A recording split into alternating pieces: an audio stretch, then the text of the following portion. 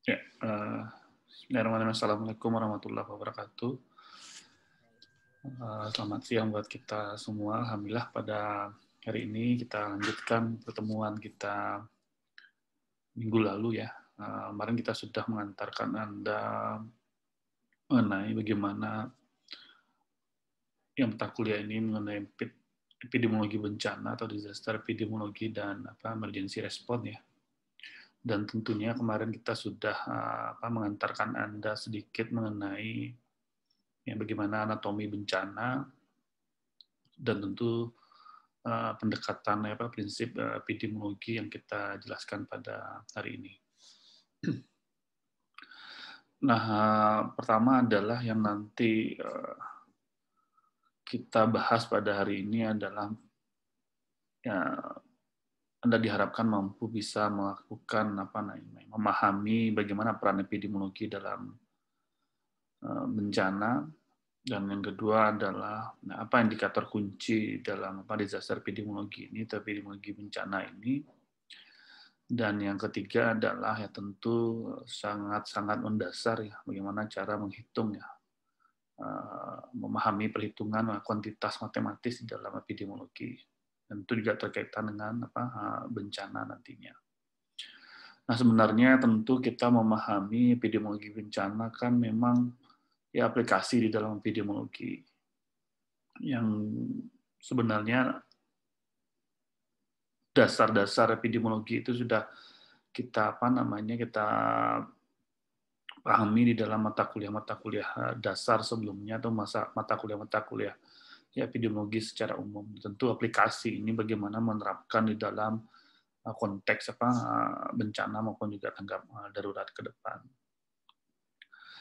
Nah, kita melihat apa sih sebenarnya peran epidemiologi dalam epidemiologi bencana, apalagi dengan konteks saat sekarang ini sangat-sangat yang pernah saya sampaikan ke Anda ya, primadona dan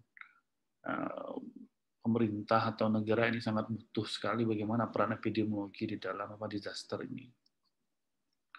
Nah, yang pertama adalah tentu salah satu yang nanti Anda mampu membuat atau melakukan dalam proses identifikasi ya, menentukan apa menjadi prioritas masalah kesehatan terhadap komunitas yang terkena dampak nantinya. Contoh sekarang bentuk apa yang akan dilakukan strategi untuk mengakselerasikan dalam penanganan atau pengendalian COVID-19. Nah, seperti itu. Nah, sederhananya adalah kalau Anda melakukan identifikasi prioritas masalah, apalagi nanti dikaitkan dengan strategi pengendalian, nah, tentu Anda lihat dalam konteks epidemiologi maupun juga kesehatan masyarakat, bagaimana kita mengakselerasikan pengendalian dan juga pencegahan terhadap pandemi ini. Nah, kita lihat bahwa salah satu khusus dengan kondisi non natural disaster ya, atau bencana non alam ini, kita kan punya strategi bagaimana kita bisa mendeteksi secara cepat ya. Tentu bicara deteksi ada 3. Yang pertama bicara testing, yang kedua adalah kontak tracing-nya, pelacakan kontaknya, dan termasuk nanti bagaimana nanti treatment-nya nanti ke depan, termasuk juga isolasinya. Nah, kita juga bisa melihat nanti permasalahannya bagaimana. Nah, ini kan kacamatanya beda-beda. Kalau kita anggap misalnya klinis, kan berbeda. Nah, tentu dengan bagaimana mentreatmentnya. Nah, tentu juga bagaimana nanti kalau sudah di hilirnya itu tentu bagaimana sistem kesehatannya diperkuat.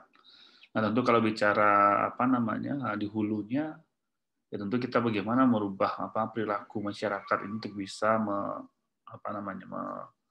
melakukan pengendalian dari sisi hostnya. Kalau kita bicara epidemiologi kan bicara agent, host, dan environment-nya. Nah, ini salah satu permasalahan itu. Dan kita tahu bahwa contoh misalnya COVID-19 ini memang perilaku menjadi yang sulit untuk dirubah. Sedangkan pandemi tetap kita tidak bisa memprediksi dan sangat panjang, dan inilah dinamika bagaimana kita bisa melakukan kontrol pengendalian, dan termasuk nanti strategi pencegahan yang akan kita memberikan masukan kepada pemerintah. Itu yang pertama. Yang kedua adalah untuk menentukan keberadaan suatu penyakit ya yang berada di suatu komunitas itu, karena memang agak spesifik nanti dengan jenis model bencana yang berbeda-beda atau event yang berbeda-beda, juga mempunyai spesifik permasalahan. Ya, ambil aja contoh misalnya kayak gempa dan tsunami itu hampir mirip bersamaan. Tapi kalau nanti bicara konflik itu akan berbeda permasalahannya, penanganannya juga seperti itu. Nah, apalagi juga nanti banjir misalnya, atau termasuk juga bencana alam yang lainnya.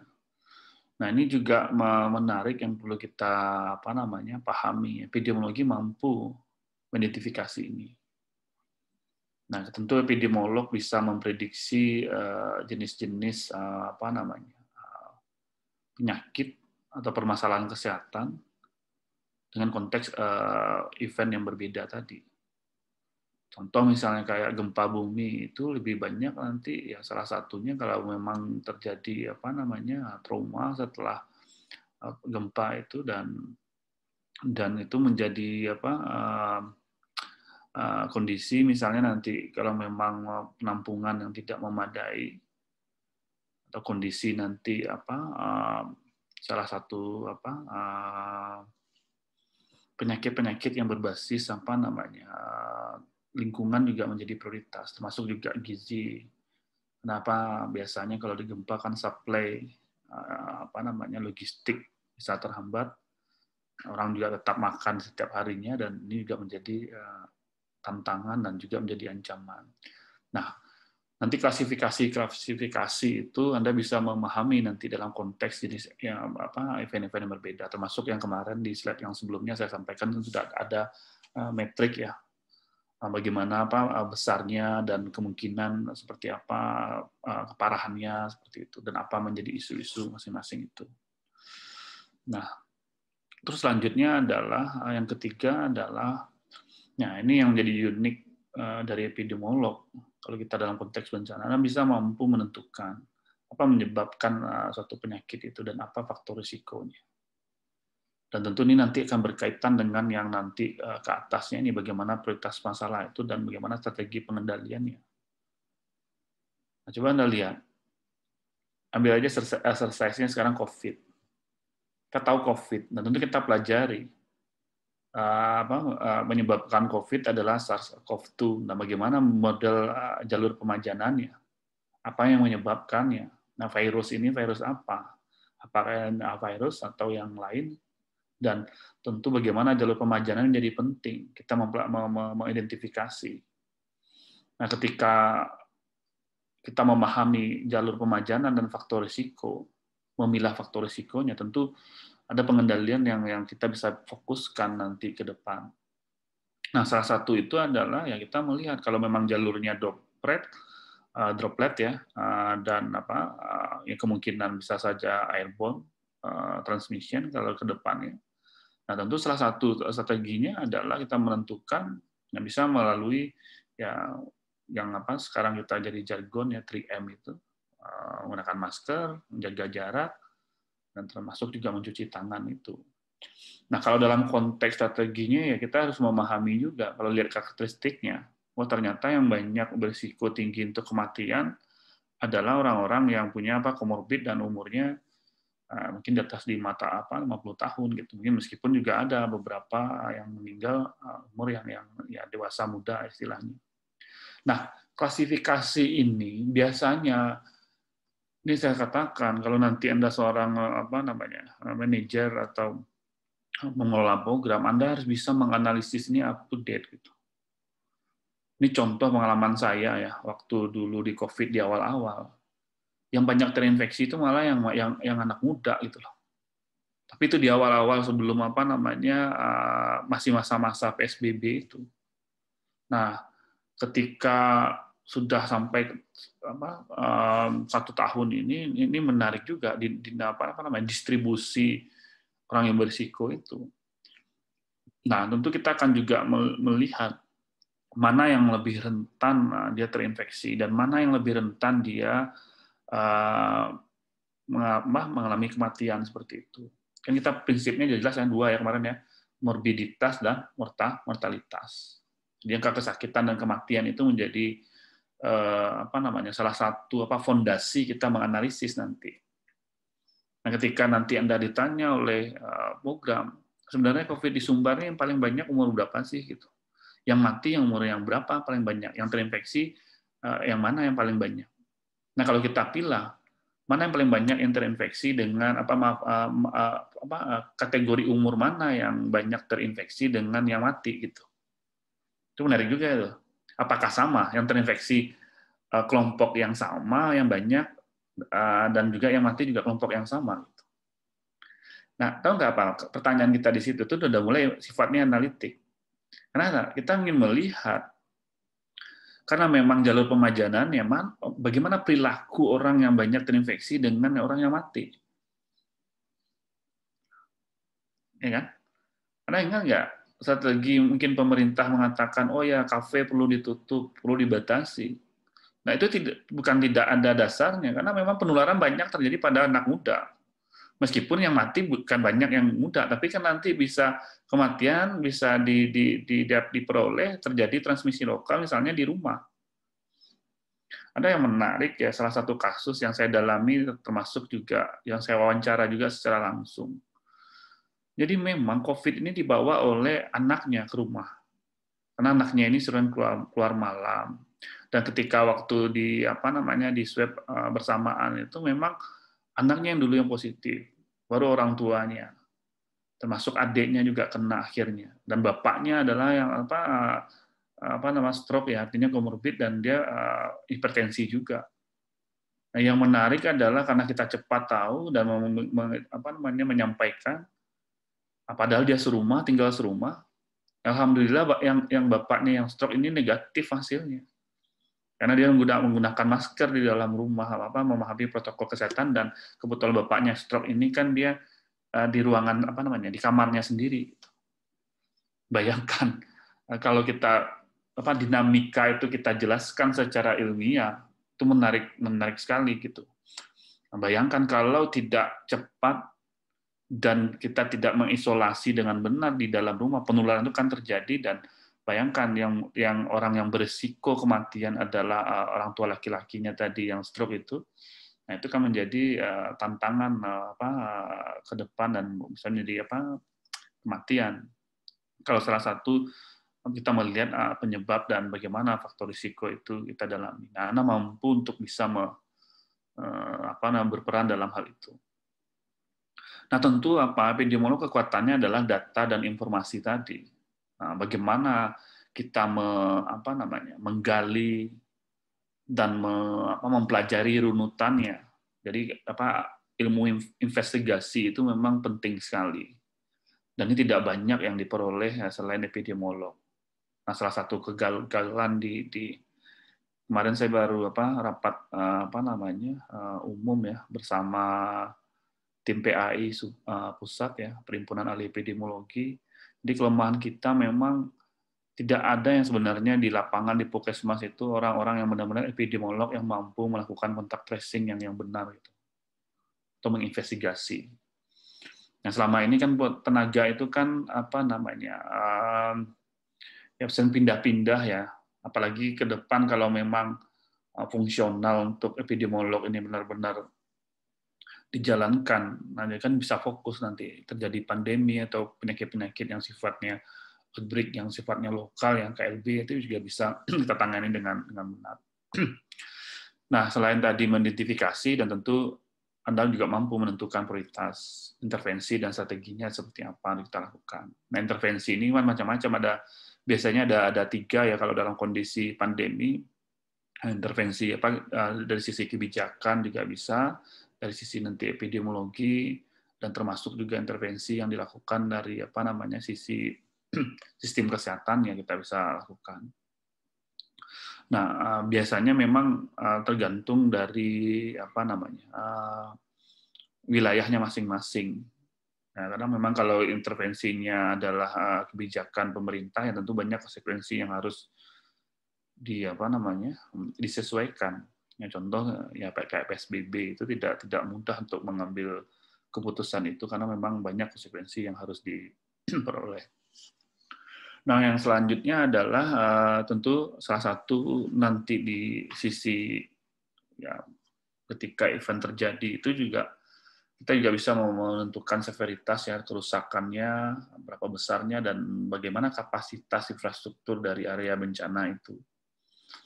Nah, kalau nanti Anda disuruh turun ke lapangan, Anda juga bisa mengidentifikasi infrastruktur termasuk juga fasilitas publik, termasuk juga sistem kesehatan. Tentu kita bisa nilai secara detail nanti.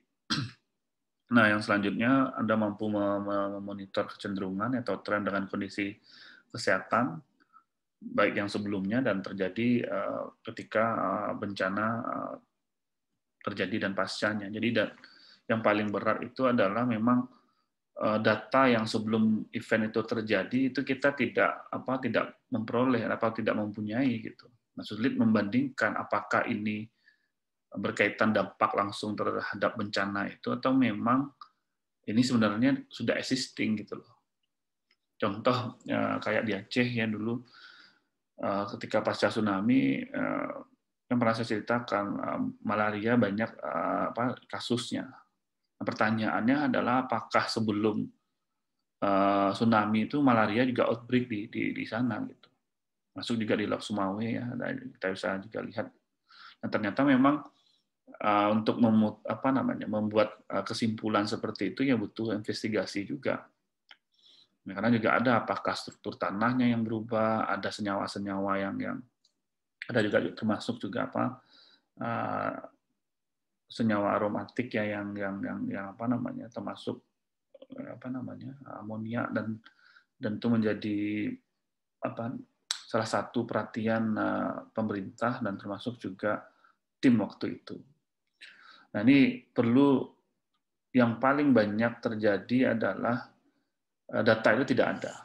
Jadi sulit tenaga epidemiolog yang ketika yang ditugaskan di situ untuk mendapatkan data awal.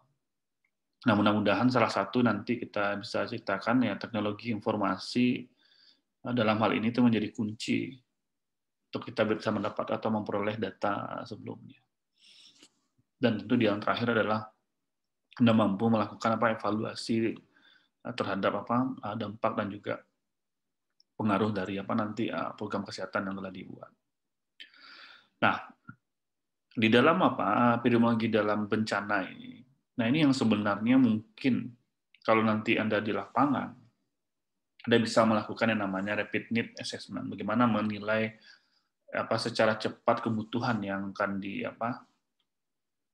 dimanfaatkan nanti ke depan untuk supaya kita bisa mengendalikan, kita bisa mengontrol, dan lebih baik adalah bagaimana kita bisa mencegah terjadinya menurunkan angka kematian dan kesakitan tadi.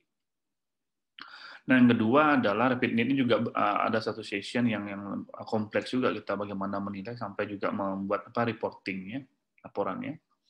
Dan yang kedua adalah kita bisa melakukan studi demografi, ya termasuk juga karena bagaimanapun seorang epidemiolog, indikator-indikator demografi menjadi baseline data ya, untuk kita bisa melihat besarnya masalah tadi, severitasnya. Nah, biasanya kita juga melakukan survei populasi untuk menambah data-data yang lebih up to date gitu, yang sifatnya kalau istilahnya adalah ad hoc. Jadi ada sifatnya data yang rutin, kalau rutin kita dapatkan dari data surveillance yang ada di Dinas Kesehatan. Sedangkan kalau kita membuat sendiri, kita bisa menggunakan ya sifatnya ya ad hoc dalam hal ini. Nah, bisa saja kita melakukan investigasi, nanti mendapatkan clue awal ya, dan menjadikan dasar ini untuk studi lebih lanjut atau lebih analitik untuk kita menjawab permasalahan itu. Nah, cakupan program ini biasa ya kalau di dinas kesehatan kita punya. Nah, kalau bisa data-data ini juga kita peroleh ketika terjadi event tentu atau pasca bencana terjadi. Nah, karena ini data yang untuk membandingkan nanti. Nah, bayangkan kalau seorang epidemiolog ditugaskan nanti di lapangan, nah ini datanya nggak ada. Nah, ini contohnya mahasiswa sekarang pas pandemi COVID ya, saya lagi membimbing mahasiswa tentang bagaimana dampak stunting terhadap pandemi ini. Nah, data-data ini juga yang seharusnya ini rutin nih juga banyak juga bolong-bolongnya gitu. Nah, karena alasannya satu saja Pak, COVID. Kita lebih fokus ke COVID, yang ini nggak jalan. Nah, ini kan lucu juga gitu. Sedangkan kita harus dibuat multitasking gitu, padahal dia penanggung jawabnya. Nah, kalau dikatakan berdampak ya semuanya berdampak, tapi nah ini yang kadang-kadang makanya sekarang ini kalau istilahnya khusus ya stunting ya itu ibarat kayak double burden gitu. Jadi dua beban yang menjadi masalah. Stunting mau di-achieve untuk bisa turunkan, sedangkan dihambat oleh pandemi. Tapi saya kira tidak semuanya, tapi memang ini sangat berdampak. Nah, itu yang saya rasakan, dan juga pas kita melakukan wawancara dan diskusi panjang, tidak hanya stunting, semua program-program kesehatan saat sekarang ini agak istilahnya melandai untuk kita bisa mencapai, dan mudah-mudahan ke depan ini juga menjadi evaluasi. Itulah sangat COVID menjadi sentral gitu. Kalau istilah saya itu jadi sentral diurusi. Kalau ini diberesin dulu baru semua bisa berjalan. Nah, tapi pemerintah kan tidak mengambil itu. Dia sambil berjalan dua-duanya. Itu yang menjadi gagal fokus gitu. Ekonomi diiniin, akhirnya ada kebijakan sektor lain mau menangani kesehatan, tapi ini coba diintervensi, sedangkan sektor ekonomi ingin ini dibuka. Ya, ini kan akhirnya nabrak dia. Dan itu sudah menjadi perhatian pusat, dan saya kira itu salah satu penanganan pandemi di Indonesia menjadi masalah, salah satunya itu. Baru juga waktu kemarin hari Rabu kemarin saya juga diskusi dengan tim di Thailand juga. Thailand cukup bagus ya dalam penanganan, karena dia tidak ada istilahnya self karantin itu nggak ada, isolasi mandiri itu nggak ada. Jadi memang pemerintah yang mengatur semua.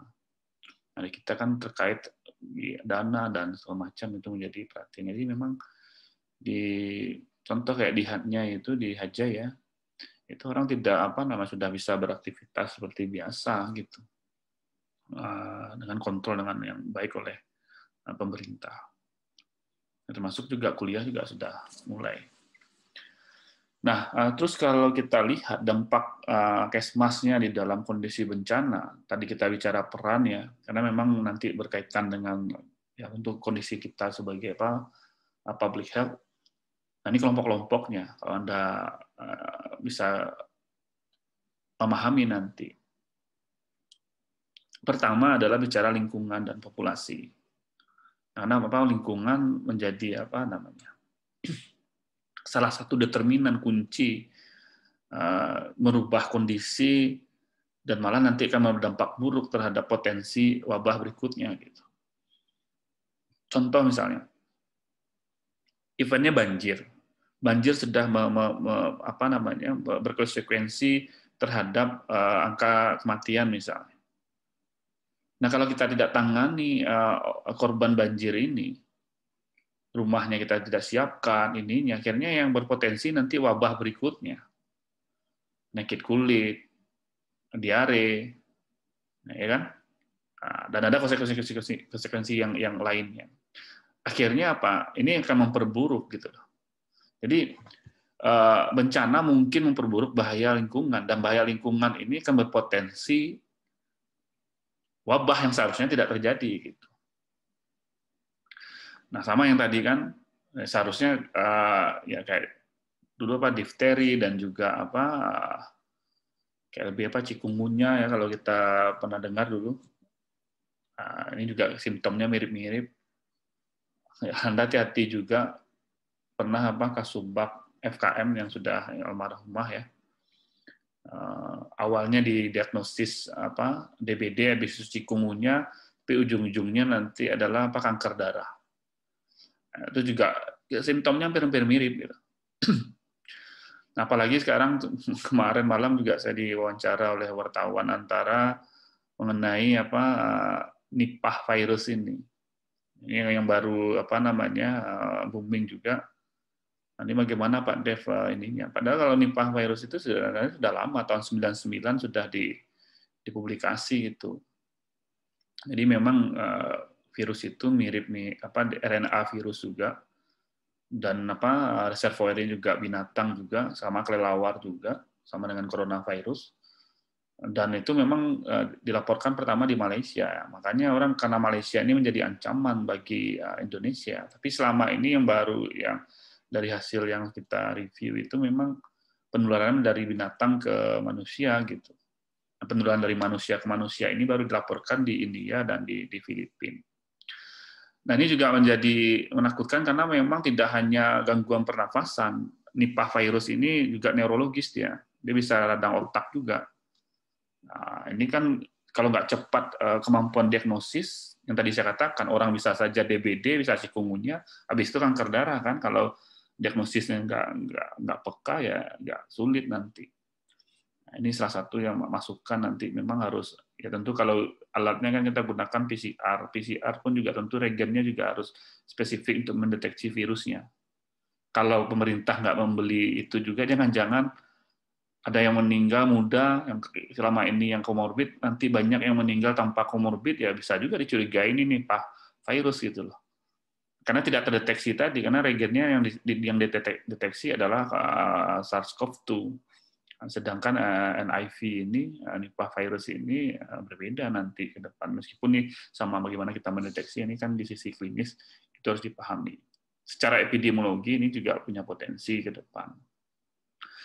Nah, kenapa saya kasih contoh itu? Karena salah satunya itu adalah lingkungan. Jadi yang banyak terjadi itu adalah, sama juga corona, itu memang awalnya itu memang di peternakan.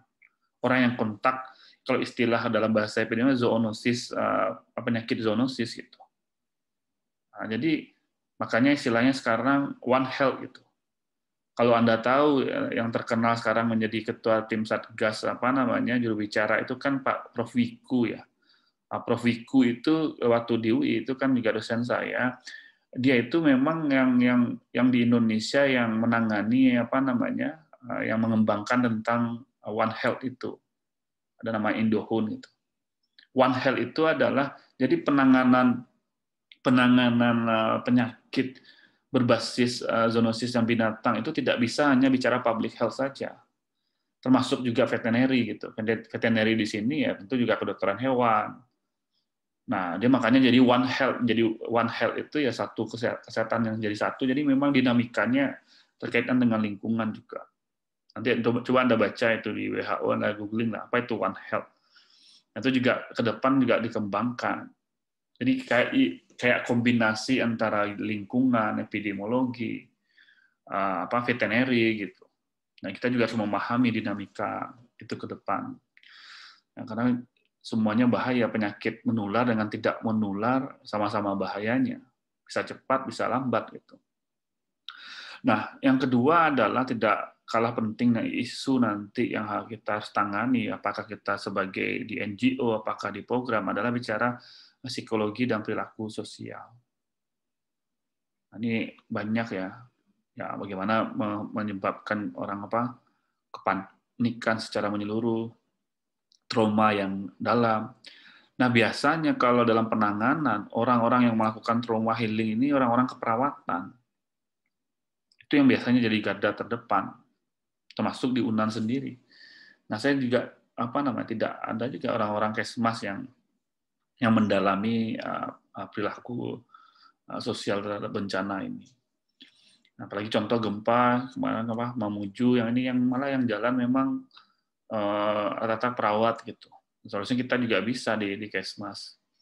Makanya kadang-kadang pernah dulu membawa mahasiswa pas bencana bengong dia, mau ngapain nih Pak katanya. Apalagi kalau tahap pertama emergency response itu lebih dibutuhkan tenaga misalnya spesialis bedah tulang, tentara dan juga tenaga klinis gitu, medis. Karena bagaimana bisa menyelamatkan. Tapi makanya kalau sudah lewat fase apa namanya emergency response itu kan kita bisa apa namanya pasca bencana, kita juga bisa berperan di situ. Nah, epidemiolog juga bisa ketika event terjadi kita bisa apa melakukan apa analisis data-data yang ada. Nah, nanti kita bisa mengelompokkan tadi apa karakteristik dari apa victim ya atau korban dalam hal ini. Nah, tentu juga menarik juga kita teliti ke depan itu untuk konteks pasca bencana itu bisa apa depresi, ya PSTD namanya, post traumatic apa namanya, TD ini apa traumatic depresi pokoknya apa sindrom gitu, traumatic itu PTSD itu banyak juga apa penelitiannya dan itu menarik sekali kalau kita malah memahami ini. Ini juga pasca bencana menjadi apa namanya epidemik ya, banyak nanti orang trauma kayak tsunami, stres dan termasuk juga masuk apa penyakit jiwa kalau sudah depresi dan juga ujung-ujungnya juga bisa bunuh diri dan kematian juga akhirnya. Sama juga di Jepang juga seperti itu. Nah, tapi karena memang edukasi dan apa potensi itu dipahami dan risiko kita bisa minimalkan dengan melakukan apa di pre-disaster itu adalah edukasi yang menyeluruh. Nah, kalau bicara morbidity dan mortality ini sudah jelas ya, saya jelaskan minggu lalu juga. Nah, bagaimana kita bisa bencana itu berdampak terhadap ini menjadi ujungnya sebenarnya. Lalu kita mau bagaimana kita bisa meminimalkan kematian, kecelakaan, cedera ya, termasuk di situ dan kesakitan. Nah, tentu juga kebutuhan tenaga medis untuk yang paling besar dibutuhkan di awal itu. Makanya prinsipnya apa? Pas ketika terjadi bencana, bagaimana kita bisa menyelamatkan orang yang bisa kita selamatkan. Itu prinsip awalnya. Bukan penyuluhan ya awalnya, tapi adalah bagaimana kita bisa menyelamatkan. Makanya tenaganya yang dibutuhkan yang punya fisik yang bagus, yang terampil ya, tenaga medis, dokter pun yang dibutuhkan juga dokter kalau konteksnya bencana kayak gempa bumi ya dokter bedah tulang kalau lebih spesifik gitu kan. Nah, termasuk juga yang lain seperti bedah umum juga yang lainnya. Nah, yang tidak kalah penting adalah memperburuk kondisi itu adalah dampaknya infrastruktur pelayanan. Nah, ini nanti Bu Wati yang akan bisa menjelaskan setelah UTS nanti lebih banyak nanti. Karena pelayanan kesehatan ini kalau ini apa namanya titik sentral yang terganggu, ini akan memperparah atau memperburuk kondisi. Coba Anda bayangkan kalau rumah sakitnya yang roboh atau kolaps, atau puskesmas atau klinik, orang mau kemana lagi di bawah pelayanan kesehatan? Anda kebayang nggak? Nanti ya mungkin di pertemuan terakhir nanti saya kasih slide-nya waktu bencana gempa apa namanya 2009 itu, bagaimana kolapsnya M Jamil, dan saya nggak tahu Anda waktu itu di mana. Nah, Anda bayangkan M Jamil dengan tempat parkirnya aja ruwet sekarang ini, bagaimana nanti kalau terjadi bencana? Itu harus dipikirkan sekarang itu. Nah, usahlah bencana pas sekarang aja sulit, bagaimana nanti orang kalau udah digoyang aja orang sudah paniknya luar biasa. Nah, tentu juga apa istilahnya ada emergency hospital. Nah, biasanya digunakan dan tentu juga ada space yang lebih luas biasanya. Nah, biasanya kalau emergency response itu yang disiapkan untuk supaya pelayanan terjadi.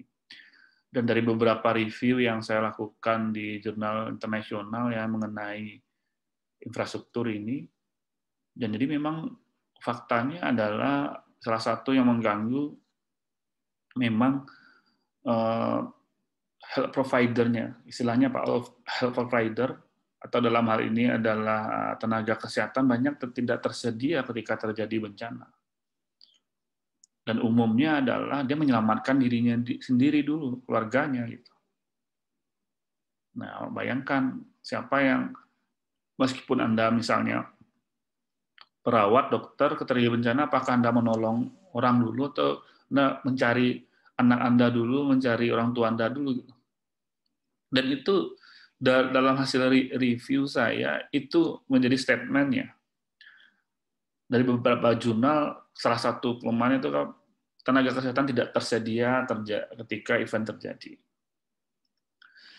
Nah, lalu bagaimana tuh?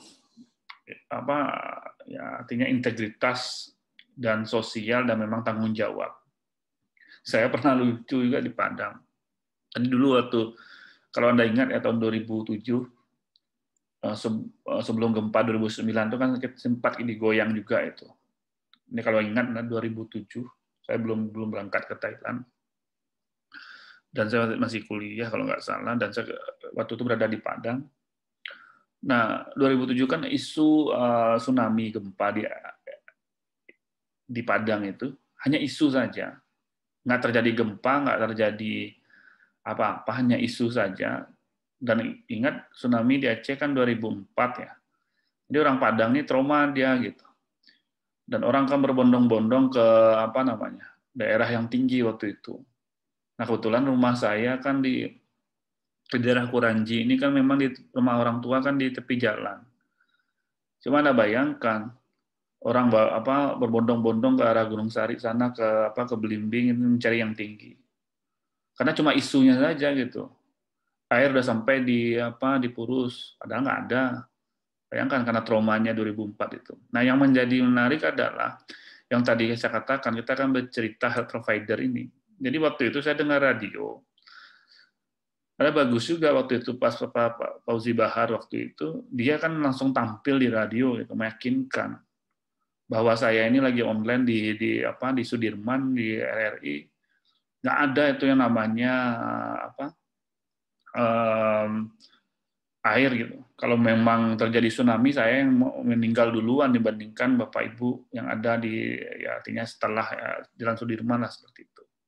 Ini menarik untuk kita salah satu untuk supaya tidak terjadi panik itu.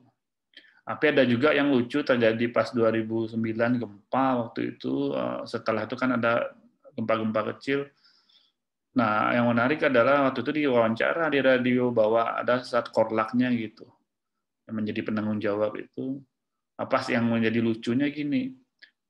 Itu terbukti apa yang dikatakan jurnal itu. Pas ditanya wartawannya, Pak, Bapak sebagai Sat Kolak, bagaimana pendapat Bapak? Ada berapa terjadi korban di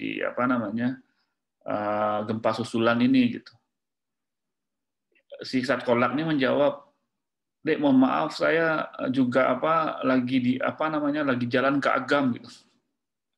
Ya, lucu kan, seharusnya Sat Kolak beradanya kan di Padang gitu kan.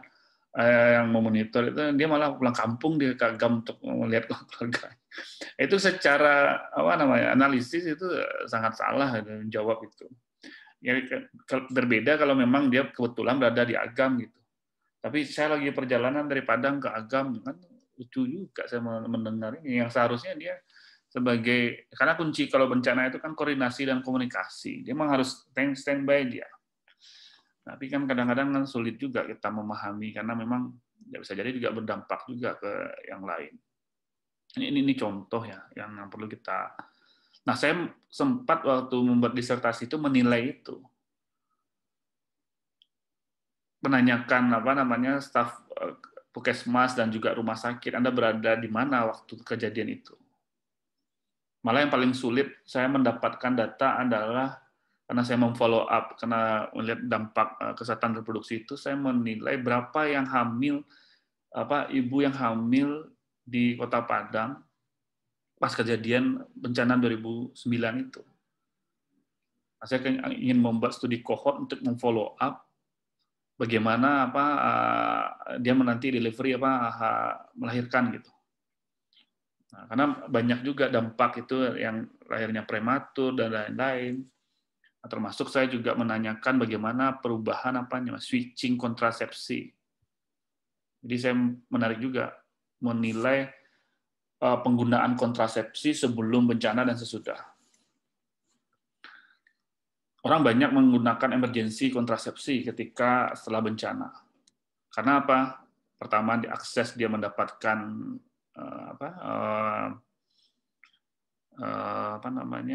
misalnya pil, suntik, itu sulit sekali. Dan lebih banyak yang menggunakan kondom setelah bencana, dan ternyata distribusi kondom pun di sisi institusi sangat kurang waktu itu. Lebih banyak menggunakan komersial yang dia memperoleh di tempat-tempat bukan pelayanan kesehatan, tapi di warung gitu, seperti itu, atau di tempat-tempat apotek, dan pun juga sulit karena memang apotek juga tutup. Itu menarik juga, banyak terjadi perubahan itu yang saya dokumentasikan di dalam riset waktu itu. Switching kontrasepsi sebelum dan sesudah. Nah, selanjutnya adalah yang lain nanti, ini sebelum dampak, kita bisa menggunakan metode epidemiologi ini, melakukan analisis bahaya kerentanan ya, atau severitas tadi. Kita juga bisa membuat pemodelan skenario bencana. Yang sama kan waktu di awal pandemi, kita membuat pemodelan dalam pandemi, meskipun apakah itu estimasi sesuai apa tidak, itu juga banyak faktor mempengaruhi, yang penting kita bisa membuat skenario itu. Nah, yang ketiga adalah protokol. Ini biasanya sudah ada yang baku, apakah kita bisa memodifikasi sesuai. Sama juga kayak sekarang pedoman kayak COVID aja sudah versi 5, mau ke 6, mau ke 7, karena banyak definisi-definisi atau pengelompokan baik suspek atau konfirmasi. Ya, dulu kan orang ada istilah PDP, OTG, itu PDP sudah nggak ada lagi kan gitu. Ada yang untuk konfirmasi. Nah, ternyata itu terjadi perubahan-perubahan. Nah, ada juga menilai menyusun juga menilai tingkat kesiapsiagaan. Nah, ini juga menarik, kesiapsiagaan ini kita bisa melakukan pada pasca bencana atau pra bencana, supaya kita melihat mana yang siap dalam hal ini. Ini juga ada instrumennya dan ada juga cara menghitungnya. Fleksibilitas dan sistem surveillance, dan juga melakukan pelatihan buat kader kesehatan dan juga individu ke depan. Nah, ini di fase sebelum dampak. Nah, kalau pada fase dampak ini yang Anda lakukan. Jadi kalau Anda diturunkan nanti ketika dampak, ini yang Anda nilai, Anda lakukan dengan metode epidemiologi, menilai kerusakan, melakukan investigasi di lapangan, ini disebut dengan rapid need atau refill field di sini, dengan cepat, melaksanakan protokol kedaruratan dan juga atau kesehatan dalam hal ini. Nah, mengidentifikasi kebutuhan yang mendesak dan menyesuaikan sumber daya yang ada. Nah, surveillance bencana dan investigasi. Jadi jelas ya rule-nya, pada fase sebelum dampak apa yang dilakukan, pada fase dampak apa yang kita lakukan. Nah, sedangkan ilmu-ilmu ini yang sudah Anda peroleh sebagian tentunya. Nah, ketika fase setelah dampak, nah ini yang kita lakukan. Nah, Anda bisa melakukan studi epidemiologi follow up, ya biasanya di sinilah nanti kita melakukan apakah studi case control atau cohort pasca bencana ini. Dan kita juga melakukan pendalaman dari investigasi di lapangan ya, dari rapid field yang kita lakukan pada fase dampak tadi. Dan nanti baru kita dengan hasil evidence ini kita bisa melakukan strategi bagaimana mengurangi dampak yang berhubungan dengan tetap ujungnya dua tadi, morbidity dan mortality. Oke. Nah, sedangkan kalau indikator kunci, nah ini beberapa yang kita coba record ya. Nah, indikator kunci ini bisa Anda peroleh dari data survei ataupun rutin atau sifatnya ad hoc ya, survei ad hoc sifatnya atau rutin dari surveillance. Itu kita pilih dua, Anda bicara kuantitatif dan kualitatif. Nah, di kuantitatif Anda bisa nanti menghitung berapa insiden. Ini kan standar nih di dalam kuantitas matematis epidemiologi. Dan kedua adalah bicara prevalensi, mortalitas, dan morbiditas. Nah, mortalitas morbiditas ini tergantung nanti sequence atau jenis event atau jenis bencananya. Makanya kita dulu kalau kita penyakit bencana alam, nggak mungkin kita menghitung RT kemarin reproduksi efektif number-nya. Karena itu penyakit konteks penyakit menular, kecuali memang pasca bencana terjadi penularan, ya itu bisa kita hitung indikator pengendaliannya. Tapi angka kematian, angka kesakitan, angka terinfeksi misalnya kalau dalam konteks penyakit bencana yang sifatnya non alam itu bisa kita laksanakan gitu, atau bisa kita lakukan di situ. Nanti kita melihat indikator yang menyesuaikan itu. Nah, yang kedua adalah nanti di kualitatif. Nah, di sini Anda bisa mendokumentasikan kebijakan yang ada, terus bagaimana Anda mendalami akses, cakupan, ketersediaan pelayanan. Nah, kalau ini dikombinasi dengan kuantitatif kan lebih bagus gitu. Pernah saya merekap rekapitulasi di Puskesmas itu, berapa yang punya di Puskesmas yang mempunyai wilayah emergency area misalnya. Kayak di Kuranji itu, Puskesmas Kuranji itu nggak ada emergency area. Tapi kalau di Puskesmas Ambacang yang di dekat Polsek itu lumayan agak luas tempatnya. Tapi kalau di Kuranji itu kan di depan langsung di jalan ya, depannya ya sulit. Kalau terjadi gempa atau apa ya itu termasuk juga salah satu yang kita review juga, yang punya generator atau genset.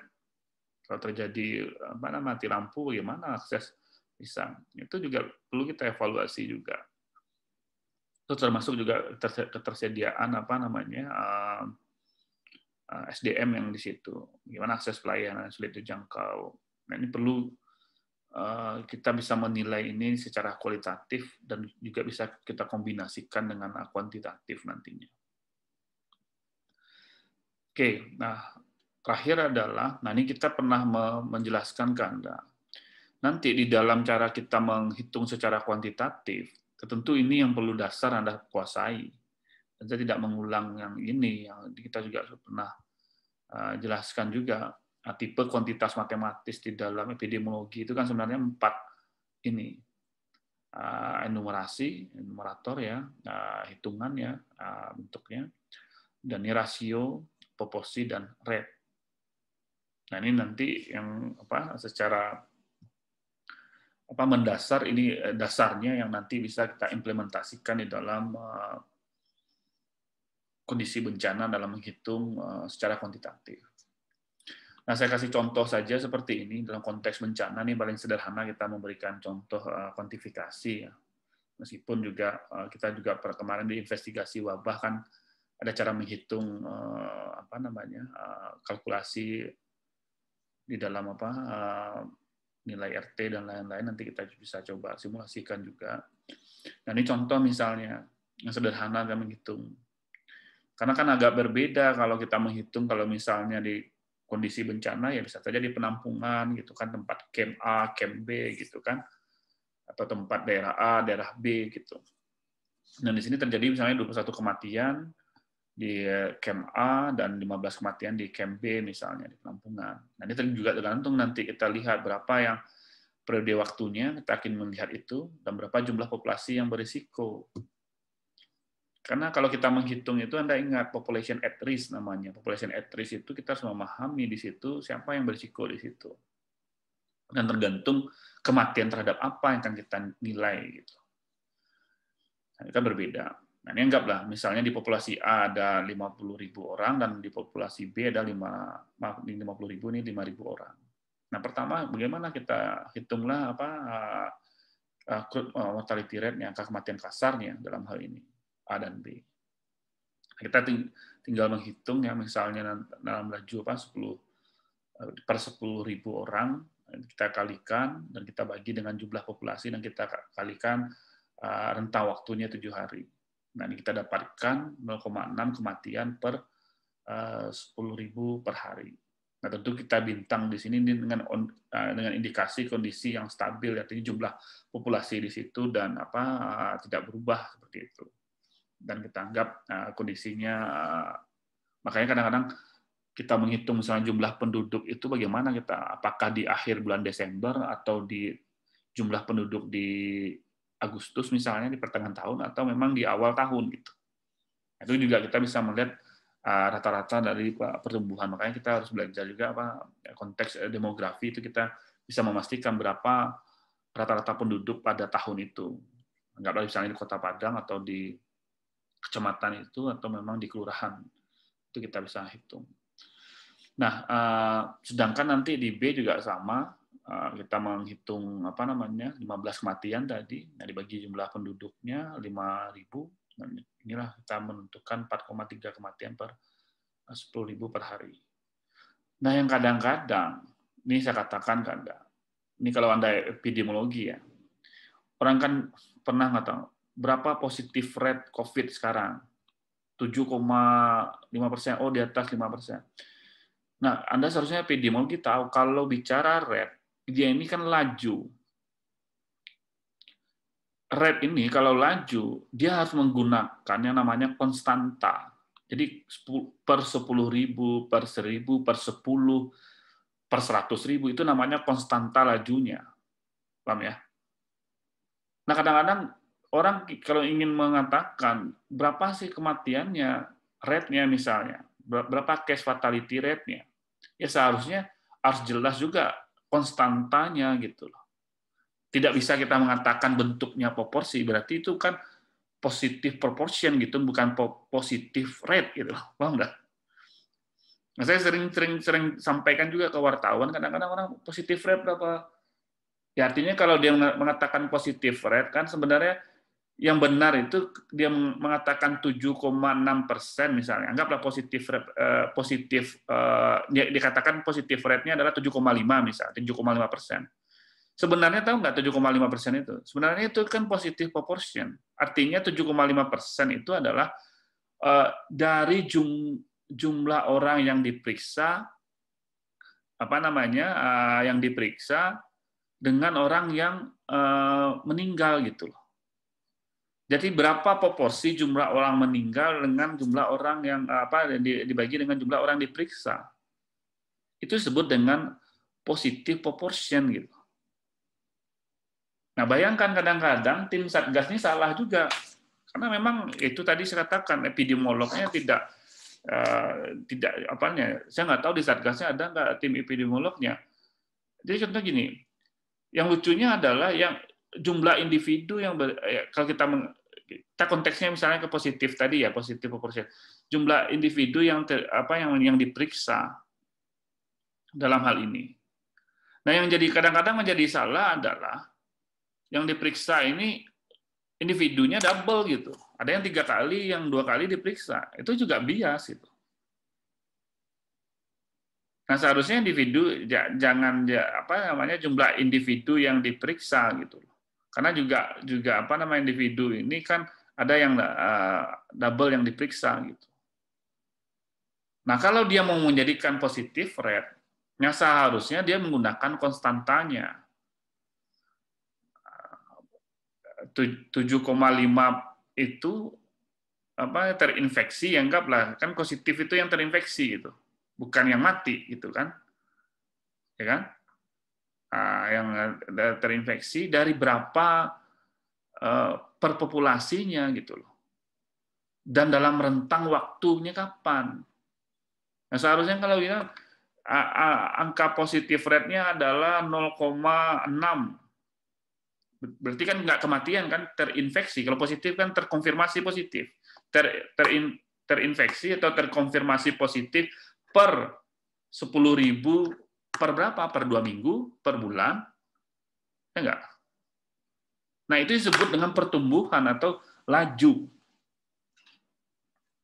Bukan positif proportion gitu. Kalau positif proportion artinya ya proporsi yang berapa jumlah yang positif dibagi dengan jumlah orang yang diperiksa kan gitu. Ya enggak? Itu positive proportion. Dan orang tidak menilai ini per berapanya dan dari hari kapan yang kita nggak tahu itu. Gitu. Nah, ini kadang-kadang juga gagal paham juga. Kalau Anda nanti punya akses itu Anda jelaskan lah ini yang sebenarnya karena kita sudah belajar apa itu beda rate, proporsi dan rasio dalam hal ini. Nah, dan kita bisa nanti mengkonversikan gitu. Misalnya ini bicaranya hari, kita bisa katakan dia bulan. Ya enggak. Kalau dia hari, dia bunyinya seperti ini, dia 4,3 kematian per 10.000 per hari. Kalau kita konversikan ke bulan, dia 0,014 kematian per 1.000 per bulan. Nah, kalau ingin kita bermain gitu, kadang-kadang kan ini kadang-kadang ini permainan juga menurut saya. Bayangkan, kita ingin bicara ininya, ya kan? Nah, kalau ininya kalau nggak ada ujungnya kan bisa aja ketipu gitu loh. Oh dia kecil sekali 0,14. Kita lihat dulu, ini kan bicara per bulan gitu. Kalau per hari segini dia gitu. Dan juga pembagiannya per berapa? Per 10.000 orang, ini kan per 1.000 orang gitu, populasi. Nah ini juga hati-hati nanti di dalam apa namanya Anda bisa menjelaskan nanti. Nah terus misalnya kalau rasio juga seperti ini. Nah, kalau rasio kan membandingkan ya, misalnya dari 20.000 orang dan ada 8.000 dan 8.000 laki-laki dan 12.000 orang perempuan. Nah kalau kita mudah saja dibagi apa namanya dibagi 4.000 berarti kan ini dapat 2/3 kan, 8 bagi 4 kan 2, 12 bagi 4 dapat 3, kan 2/3 kan antara laki-laki dan perempuan. Nah kalau bisa lebih sederhanakan lagi ya bisa kita 1/1,5 gitu, ya enggak? Nah, itu kan bisa kita bagi perbandingan itu. Nah, jadi memang bagaimana kita bisa menyederhanakan gitu di dalam konteks nanti dalam estimasi. Nah, kalau proporsi ini jelas tadi yang saya katakan, jelas ya 21%. Nah, jadi kadang-kadang kalau kita paham, ini Anda harus keras juga ngomongnya, Anda koreksi ini yang benar. Kalau bicara laju ya, jelas ada konstantanya. Ada apa tadi saya katakan jelas ya kelipatan, biasanya digunakan kelipatan 10. Apakah per 100.000, per 10.000. Nah kalau enggak dibuat, jangan pakai istilah rate. Buat istilahnya positive proportion. Atau tadi crude mortality ratio atau crude mortality proportion. Jangan dikatakan crude mortality rate gitu. Paham ya? Nah, ini saya tanamkan karena seorang epidemiolog, jangan sampai salah. Biasanya di ujian pun juga ditanyakan ini, kalau ujian skripsi ditanyakan, karena mengambil latar belakang itu kan didapatkan insiden rate sekian ya. Kalau insiden rate Anda harus pakai, artinya jelas lajunya. Laju kan bicara waktu, orang dan waktu bicara nanti persen year-nya juga kita pahami. Makanya ada insiden density ratio, ada insiden density rate gitu kan, misal kita lihat nanti ke depan. Nah, jadi gini, ini nanti Anda ini. Nah, kalau indikator ini banyak sekali kita bisa melihatnya. Nah, makanya kalau kita menilai estimasi indikator itu ada bicara numerator dan denominator. Kalau bahasa ini kan pembilang dan penyebutnya. Paham ya? Kalau pembilang itu kan numerator istilahnya. Sedangkan penyebutnya adalah denominatornya. Nah, apa yang jadi pembaginya? Nah, ini kan yang umum saja ini nih. Artinya ketika kita apapun jenis bencananya, kan yang sederhana kan ya kita menghitung case fatality rate. Nah, kan contoh yang lainnya, apa itu case fatality rate? Artinya orang yang didiagnosis penyakit itu berapa yang meninggal. Makanya yang fatal gitu loh. Artinya kalau kita hitung misalnya case fatality rate COVID, apa itu? Artinya orang yang meninggal yang terkonfirmasi COVID. Itu istilahnya apa? Case fatality rate. Gitu. Nah, artinya yang fatal dalam hal ini yang telah terdiagnosis penyakit itu. Artinya kalau dalam hal ini dia yang sudah terkonfirmasi yang meninggal berapa gitu. Nah, makanya kadang-kadang biasnya orang kadang-kadang dianggap kalau diagnosisnya nggak jelas gitu, berapa yang meninggal COVID? Ya, dia meninggalnya karena dia jantung gitu. Nah, tapi kalau dalam bukunya, artinya yang sudah terkonfirmasi, ya kan juga pemicu dalam hal ini juga dianggap COVID gitu. Nah, itu juga hati-hati, karena orang yang Malah kalau ada dulu jadi perdebatan, kalau dia sudah, Pak, dia meninggal, tapi hasil labnya belum keluar, gitu. Itu juga dihitung COVID, gitu. Nah, atau malah lucu dilihat juga simptom gejalanya, gitu. Ini kan seorang epidemiolog bisa juga memilah data itu. Kan kadang-kadang kita tergantung definisi dari pedoman, dan termasuk apakah yang tadi saya katakan yang suspek itu seperti apa, yang terkonfirmasi itu seperti apa. Nah, yang nanti menjadi probable itu ya. Probable itu artinya gini, ada yang sifatnya hasil diagnosisnya belum jelas gitu, masih ada ragu-ragu gitu. Nah, saya sebut dengan probable di dalam hal ini. Nah, kadang-kadang di dalam ini kita ambil dari Spear Project ya, nanti di Island saya coba insert juga bahannya, Anda bisa lihat juga nanti.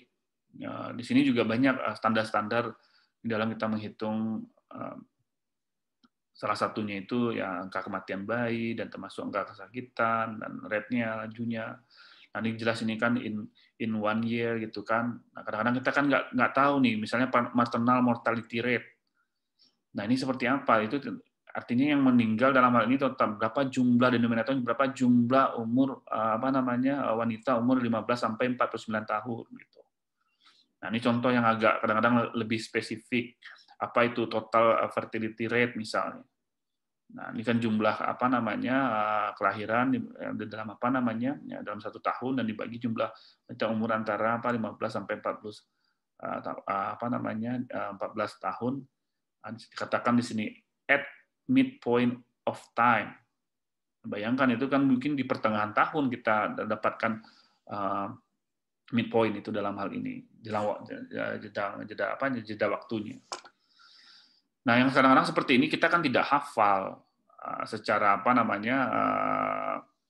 menyeluruh gitu, karena sangat detailnya tergantung nanti kasus dan juga termasuk jenis dari bencana, dan ada lebih spesifik yang kita lihat nanti di konteks event yang terjadi.